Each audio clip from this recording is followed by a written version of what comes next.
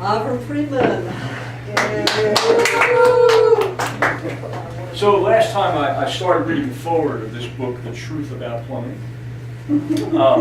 I got about 2/3 finished with that. I'm not going to continue with the foreword. I'm going to get right into the beginning of the book now. I'll let you buy the book when it's published, so you can finish the foreword.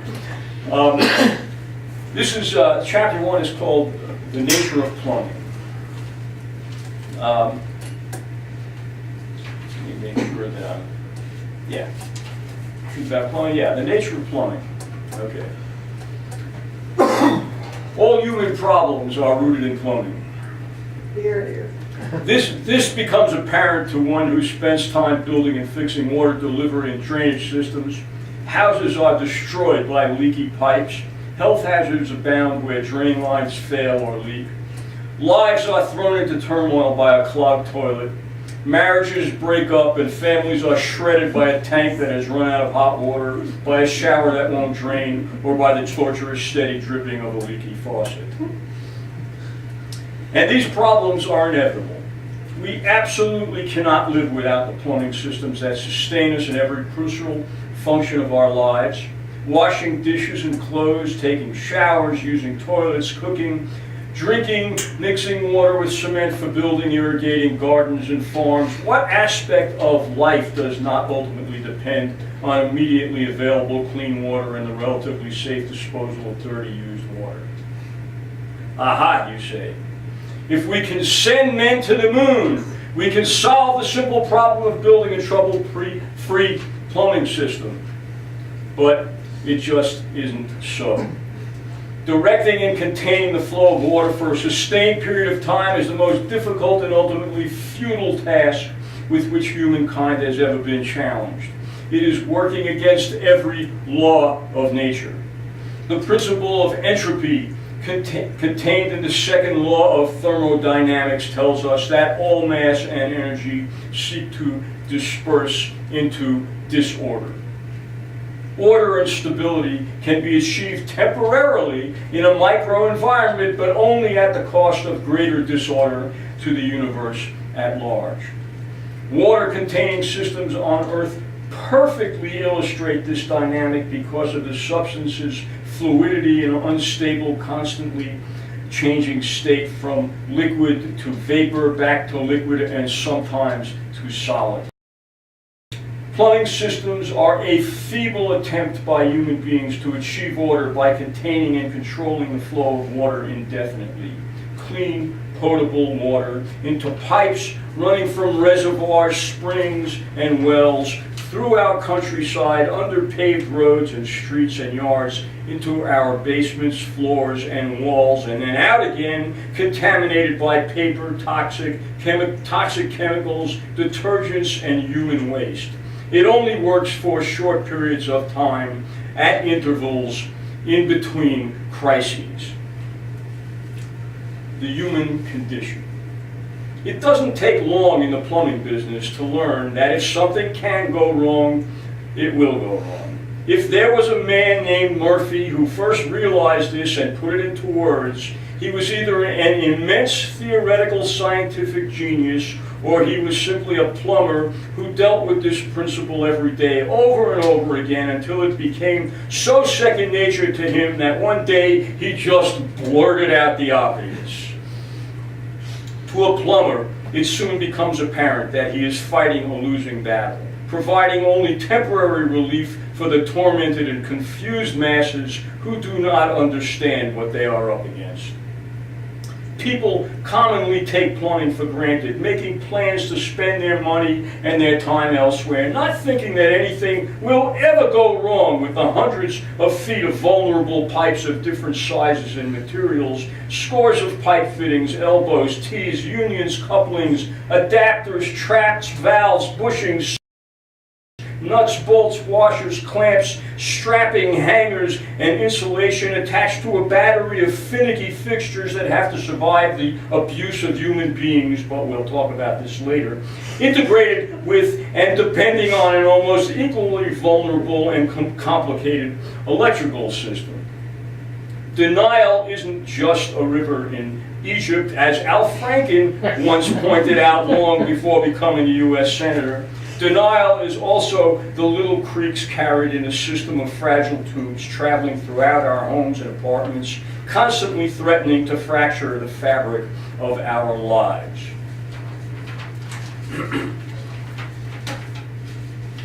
More on the human condition. Can water be safely and contained directly, exclusively where we want it to go within the structure of our homes?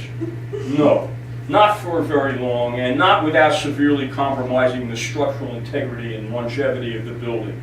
We can only continue the struggle and realize that our need for water defines the human condition. It is as basic a truth as the existence of gravity, and its limiting effects on our lives is no less. Is there no material from which pipes can be made that will ensure they remain intact without leaks for an extended period of years? No. Nothing can withstand the changing nature of the universe or even the relatively isolated environment in which pipes exist. Freezing water will crack sealed joints, if not the pipe itself. The pressure exerted by expanding water as it crystallizes and changes phases into ice is 32,000 pounds per square inch. This is perhaps the most powerful natural force on Earth, and no material can survive this expansion without rupturing. The ambient temperature of the air in our environment is constantly changing.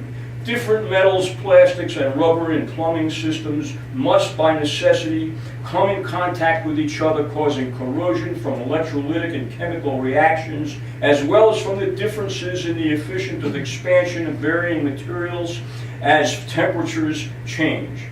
Buildings settle and shift, which puts physical stress on pipes and wires that are strapped and clamped to joists, studs, and rafters. But we are not simply dealing with stable, motionless water. We pump highly pressurized water into those pipes. And then we raise the temperature of the water so scalding hot in some of the pipes to really stress things out. In the long run, a sledgehammer would do no less damage. Still more on the human condition. How much time do I have? I think tonight we can probably manage whatever you're doing like this. The full implications of this condition are profound. If we take the most expanded meaning of the word plumbing to include all mechanical systems attempting to direct the flow of water indefinitely, we would have to include dams and levees built by humankind to harness water for reservoirs and power plants, or just to keep water from flooding an inhabited area. The worst occurrences resulting from this futile venture are the inevitable failures of all dams, wiping out villages and towns built where the water once flowed and relentlessly fights to flow again. The Army Corps of Engineers is currently wrestling with the Mississippi River that is succeeding in overcoming the Corps' dam to return to its original course in southern Louisiana, where hundreds of thousands of people live. People have such short memories and blind faith in the integrity of technology that we build and rebuild houses and towns within the paths of inevitable tidal waves. But that is just the most physically obvious of catastrophes resulting from our attempts to control the uncontrollable. As in most endeavors undertaken by human beings in the realm of what is dubbed progress, the problems of waste disposal from the process are not well considered. Just as industrial waste from petrochemical industries and nuclear waste from the power industry remain nightmarishly unsolved problems, sewage pipes from our homes pour human waste into our environment, concentrating disease organisms and pollutants. Yes, there are waste treatment plants along the river that are supposed to decontaminate the waste stream, but these plants too are mechanical devices that fail sooner or later. This is not a pretty picture. We're talking about human waste, the perfect medium for bacteria, parasites, and viruses that attack human beings. Also particularly worthy of mention, while we're on the topic of catastrophes, is the effect a plumbing system has on the structure of a building. It starts when the building contractor finishes framing in a house, before it is insulated and before the walls are covered with sheetrock, plaster, or paneling. This is the right time to do the rough-in plumbing in the hollows of the walls before they are closed in, and this is where the building contractor and plumbing contractor come into direct mortal conflict.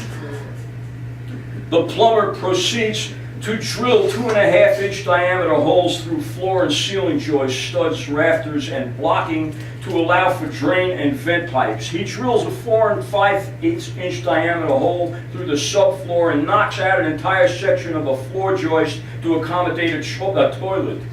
If something gets in his way like a brace, he takes a 2-pound sledge and knocks it out of the way. He cuts a 2-inch notch through 6 consecutive studs in the main load-bearing wall to provide a pathway for insulated supply pipes. He hammers, saws, chisels, cuts, and drills scores, if not hundreds, of holes and notches throughout the area of the building equipped with plumbing devices. Every fixture has at least 2 pipes running to it, and most have 3, hot and cold water and a drain large enough to handle the waste from that fixture. There's also the vent pipe for each fixture, without which the inspector will not pass the rough-in. All of these pipes have to go somewhere in a specified configuration that will both function properly and meet code requirements, and the building structure is in the way. Shall I go on, or have I exhausted my time? Had enough? We can bring it to a halt if that's a good halting place. Let me see. Well, it's fascinating stuff, I can tell you that. It's going to be a Let me go a few more small comments if I may. By deciding to include plumbing in a house, the choice has been made to severely decrease the lifespan of the building. From the moment the plumbing system is installed, it weakens the structure of the house, but it only starts there. The real damage comes later when water starts running through those pipes. Cold water sitting in pipes on a warm, humid day causes the pipes to sweat as humidity condenses on the cool surface of the pipes. This in turn brings moisture to the wood that comes into contact with the pipes. Molds and mildew that feed on the wood begin to grow. Wood-eating insects begin to find this environment very attractive. You see where this is going. What is the solution to all this? There is no solution. It's an ongoing battle. When one house falls, we build another. Our very own bodies are 70% water. We need the water to live, but the water delivery system is killing us.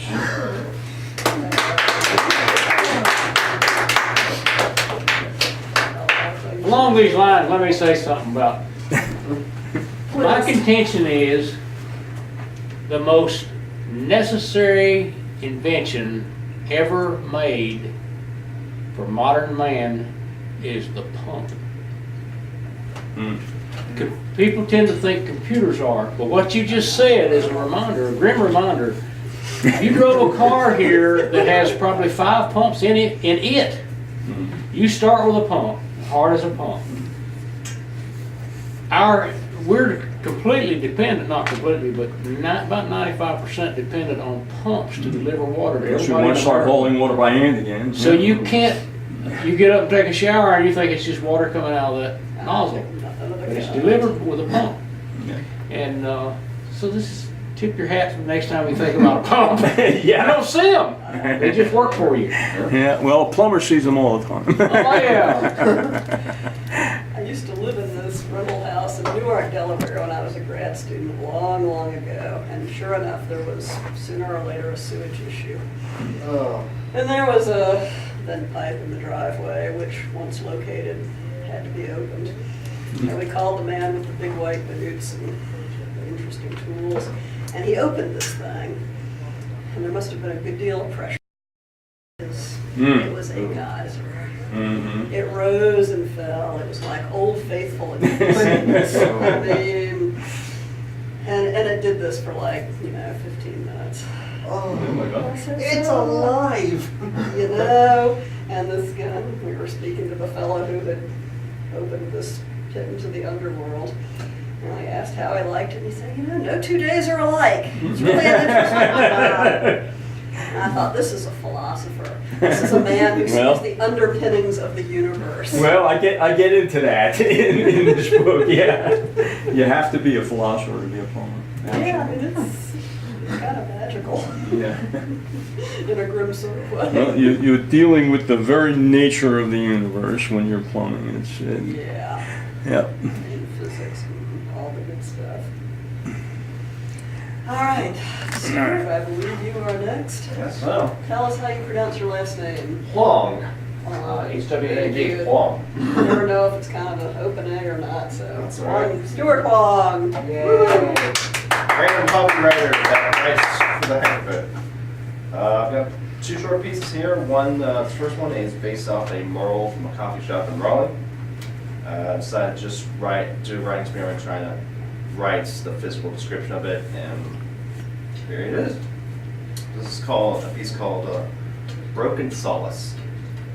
A deep forest against a cloudy sky, blazing with a tangerine sunset. Statues of men stuck in eternal glory, their forms laid bare for all to see. The glow from the falling sun barely makes its way through the window as a dancer imitates the statues, bending and waving with grace in front of the old native whose head is stuck in the wall.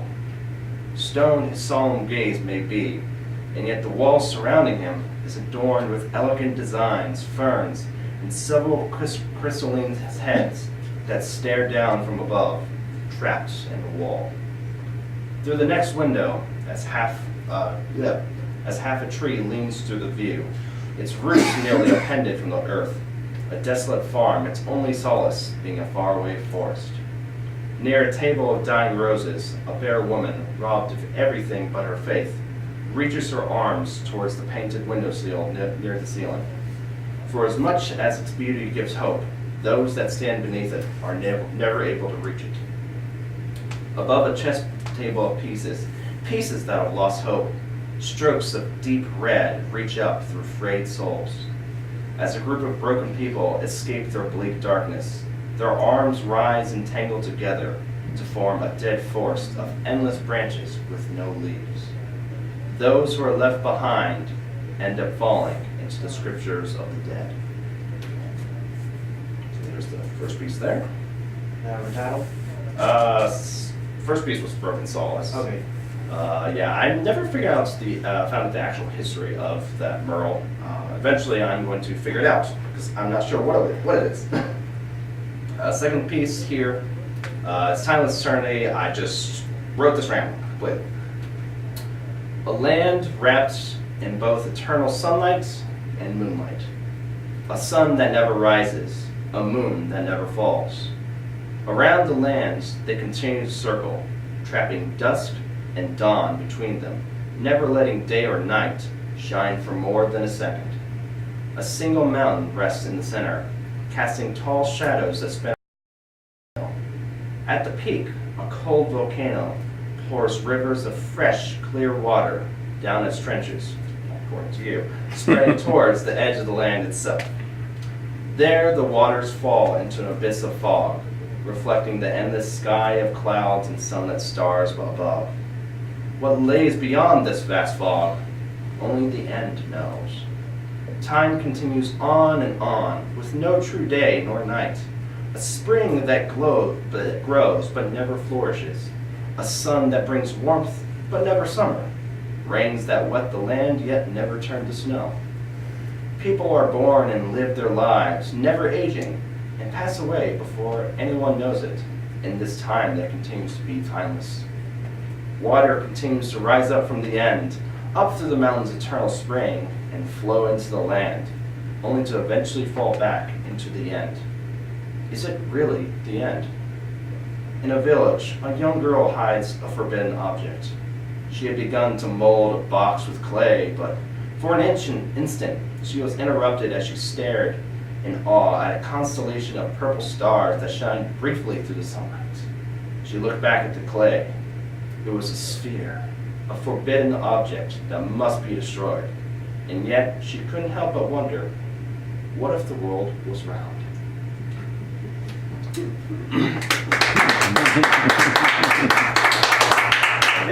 Chris Knox. Yeah. That second piece, I was actually intentionally parroting the flat Earth theory. Oh, yeah. Throw that out there. Yeah. But is it hollow? Very good. Maybe. The world is hollow and we've touched the sky. There is a significant new flat Earth I'm next. movement Yeah. taking place. Incidentally, they had a convention in Asheville just a few weeks ago. There's one. Flat Earth Society convention. Yeah, there's one in Cary actually as well. Yeah. I didn't actually go to it, but Yeah. Yes, you're They- the guy they- that was they are going to kill a rocket convinced. just to prove that. yeah. Well, see, I think he was just trying to get flat earther funding because he wasn't one until he, wanted some extra rocket money. Yeah. He was a flat earther of very short duration. Yeah. Yeah. I mean, no higher than that rocket was going to take him. He couldn't climb a skyscraper and see what he needed to see. I would say for some kind of cruel twist of fate, he would just kept going and going. So it's like, well, this girl lasts forever, and then all of a sudden just plummet.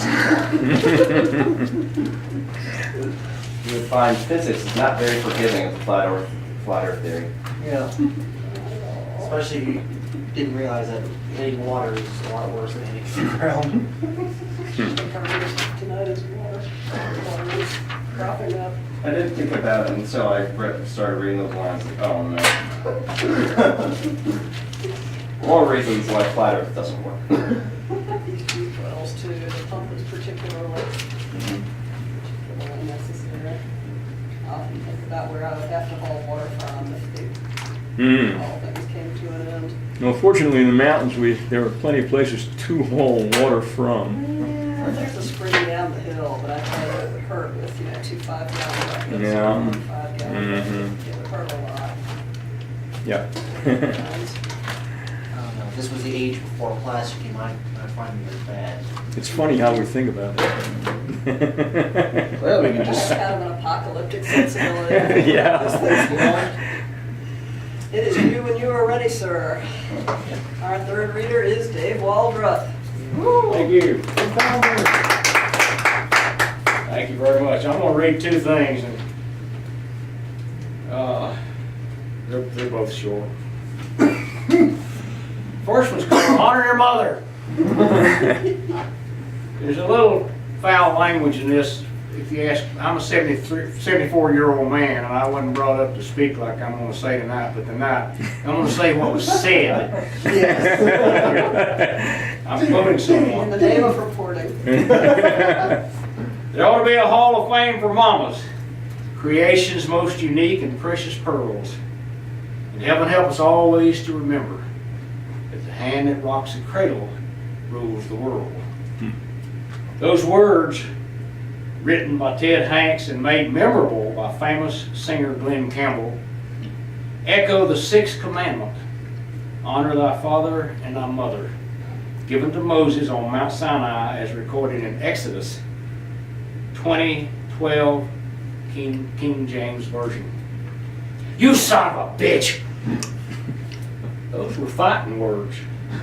During my childhood and teen years, the 50s, few men would allow anyone to insinuate that his mother was a bitch. Donald Trump once stated, I moved on her like a bitch, but it couldn't get there. She was married. In 2005, Donald Trump, Republican presidential aspirant, voiced this sentiment to the world. I'm automatically attracted to beautiful women. I just start kissing them. Just kiss. I don't even wait. And when you're a star, they let you do it. You can do anything. Grab them by the pussy. You can do anything. With help from Vladimir Putin, Franklin Graham's right-leaning, quote, Christians, this man was elected to the office of President of the United States of America in November 2016. Shortly after his inauguration, quote, faith leaders, mostly evangelical preachers, prayed with Trump in the White House. Do you believe Trump has repented for failing to honor his mother by saying those words about a woman? Do you suppose he knows what Jesus taught us about adultery in his Sermon on the Mount? Has America gained or lost moral ground by electing Trump president? Are the Supreme Court and other judicial offices fair to all beliefs or slanted more to a specific way? Is religious morality better legislated or left to each individual? Is Trump viewed by people around the world as giving tacit approval or outright permission to degrade women? Is making women subservient to men a part of Make America Great Again? When will this Republican Congress recognize and admit that Donald Trump is a stone that will drag them down further than they already are? Late note. White evangelical support for Trump has dropped from 78 to 61%, according to Pew Research. That's something to applaud, if you ask me. I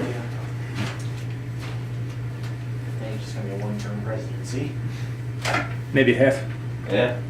Maybe a quarter. Well, still counts as one term. This is, believe it or not, isn't it? Yeah. This one got me called some things that I wish I'd never been called. Ran in the 4 papers around here. I'm a small town writer, in case y'all don't know. Just thought I'd call that to your We're attention. all small town. It ran under the, I don't know how to call what I write. People change it, but this one did run in a couple of papers under the title Conscience and Consequences.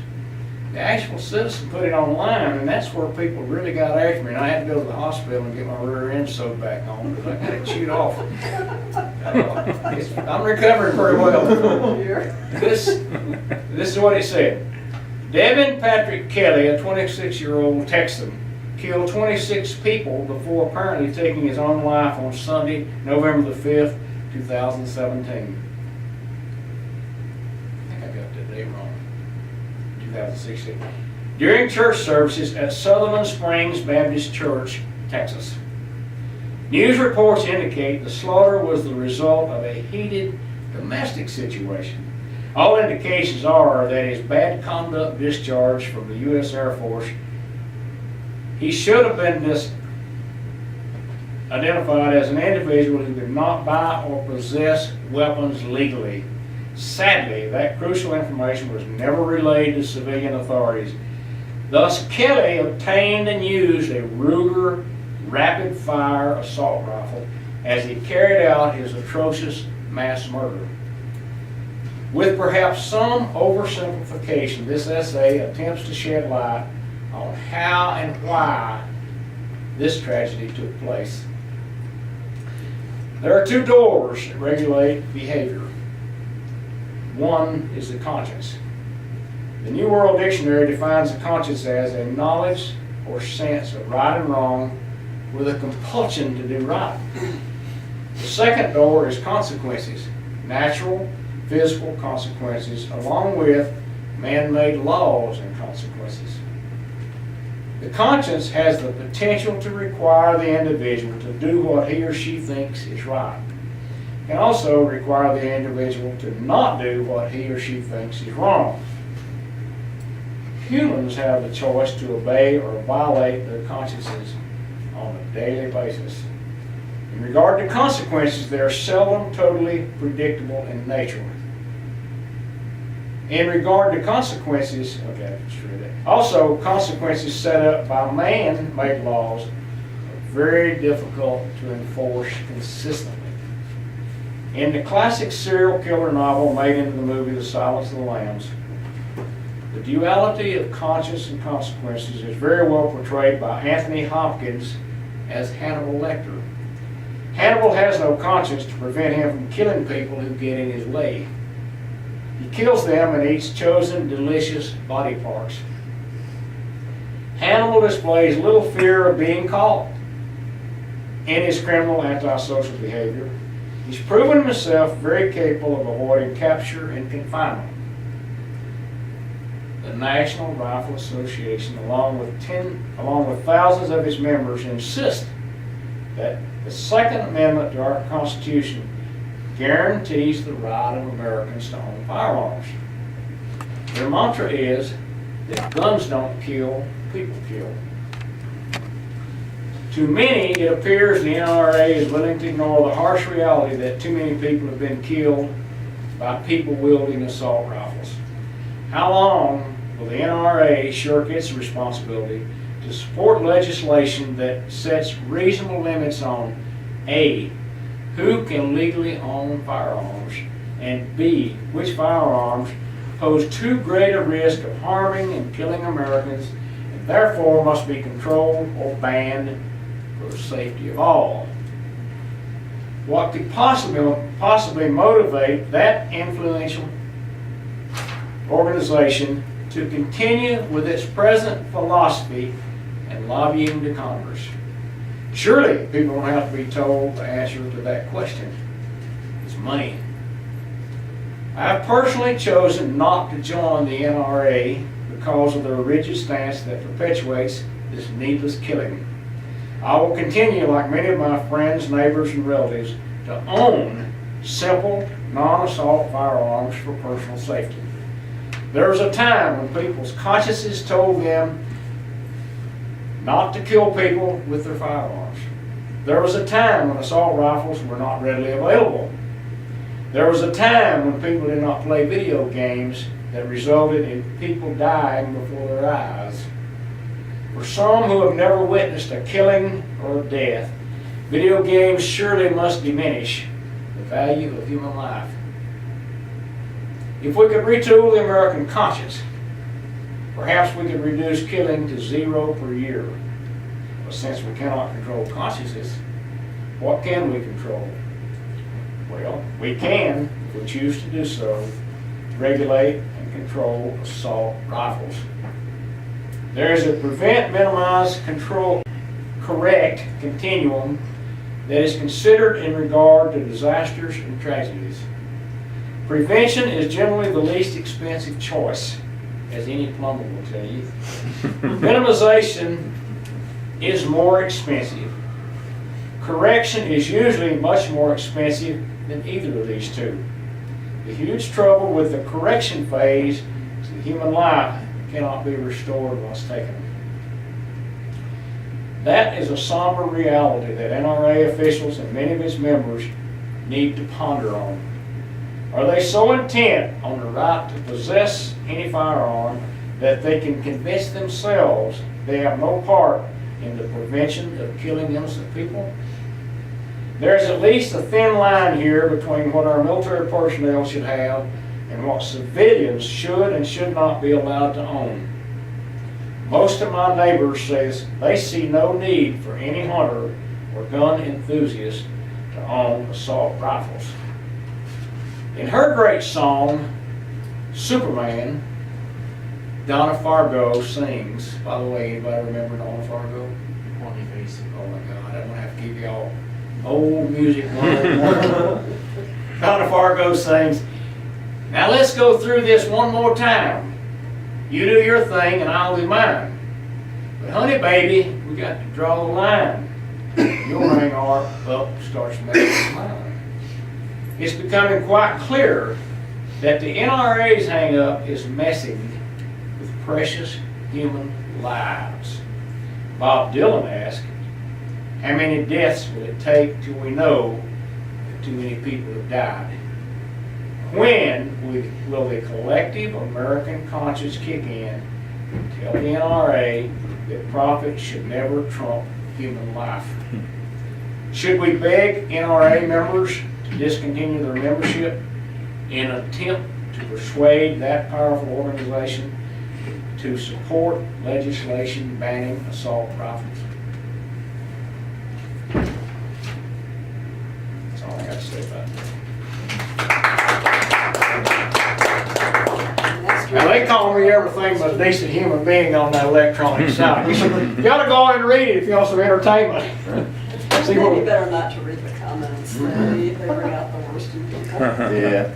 Anonymity is not good for behavior. some of them use up to 7 words. Oh, Uh, that's something. Guess I'm last. I think it's you. Unless you're already going to sign up to read or anything. Folks, this is my grandbaby Ella. Hello. Welcome. There are brownies if you would like a brownie. Well, I just ate, but thank you. Mr. Nelson. All right, this is something I was kind of inspired by. I was doing something a few weeks ago, and saw a good sunset, and I decided to incorporate a poem I wrote for class one time. And I'm not actually sure how the words really came out, but this is what it is. So, it's called Changing Light. There's something to behold in the mountain sunset. The borders between sky and land are broken by the ridges, bending the colors. Sometimes I get to follow a setting sun over the horizon and watch how the golden light slowly wanes. So, from butter into a soft yellow like lemonade. With the days growing shorter, a distant sun is hard to get lost in as night closes in on it. Even the last rays fail to hang in the sky for long as the days come to a close. I like how the blue of day surrounding the sun turns very pale with a greenish tint, while in the distance it looks a soft indigo. As the light fades, only the colors having long wavelengths remain longer. That's kind of fun. For all to enjoy. Sometimes you can see an abrupt change from the green to blue, and then into indigo, like an evolution of light. In a way, this is how a flame changes from its first sparks to the last dazzling ember. One thing I'd love to see is a sunset that starts over the ocean and stretches to the top of a mountain. With a higher view able to see over the horizon, all the colors remain longer to dance in the sky, and the last few moments of day stretch into endless minutes of wonder, while the night waits for its turn to dance. To me, seeing a lovely day slowly turn into a peaceful night would grant a comfort for anyone struggling to find their place in the world, because the changing light gently covers all without caring about status.